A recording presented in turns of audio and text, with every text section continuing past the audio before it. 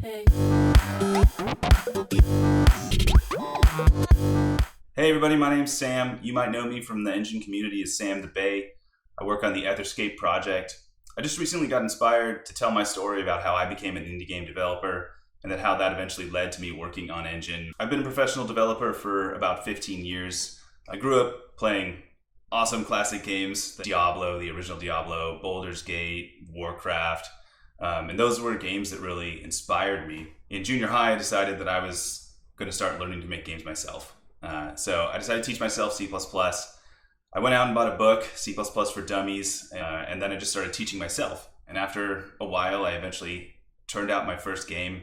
It was an RPG game, turn-based, and back then, doing graphics was quite a bit harder. So all the graphics were just ASCII art, just characters and letters made up all the art. Nothing amazing, but it unlocked a passion in me for this creative format, like game development. You can just the ability to shape a world and create it and tell the story you want and have the rules that you want is so fun, so exciting. And, I knew that was something I would continue to do for fun, probably for the rest of my life. From there, after I graduated from college, I went on to work at Microsoft, and Microsoft released a platform called Windows Phone.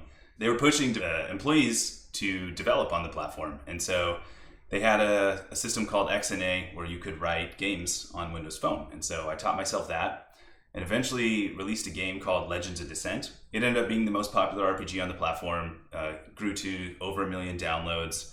But the thing that was really great about it is that, 1 million downloads, but I ended up with a core group of players that were really engaged in the game and enjoying it. And it became a community project in that way. And that was so much fun. That was really the best part of it, really inspires you as a developer to keep building and making cooler things when people are playing and engaged with the product. But unfortunately, Windows Phone eventually died. After taking a break, I decided I want to pick it back up and do something that's more modern. So I decided to teach myself Unity, built a small team, got an artist and some writers. And working for several years, we made a game that we call Privateers. It's on Steam. You can go check it out now if you want. That was really fun, learned a ton about, much more modern kind of game building technologies. But to be honest, Steam's a tough place to go as an indie developer. It's hard to get much attention. There's a lot of games on there. So eventually the game burned out. And at that point, I kind of took a break from game development to kind of, let the creative juices come back and wait for new inspiration.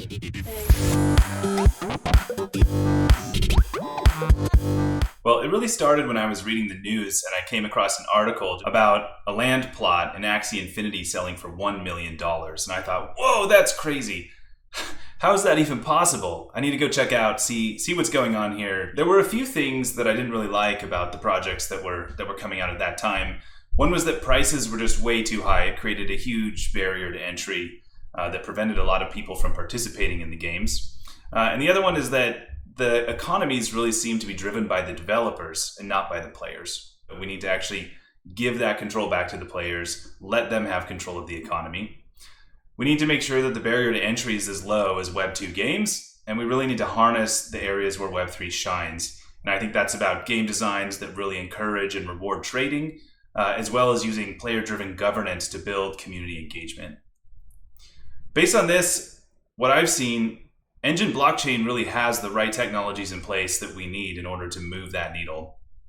The first thing is extremely low transaction fees. That's absolutely critical. We won't make it anywhere without that. The next is low development costs. This is where the open source Enjin platform comes in. This allows us to kind of stand up the technology really quickly with low development overhead so that we can get as many developers participating as possible. Next, having the marketplace built at the chain level. This really makes a difference to make sure that trading is being reinforced properly throughout the community. And then lastly, to make sure that the barrier of entry is extremely low, managed wallets and fuel tanks are an amazing tool that will enable us to make Web 3 as easy as Web 2.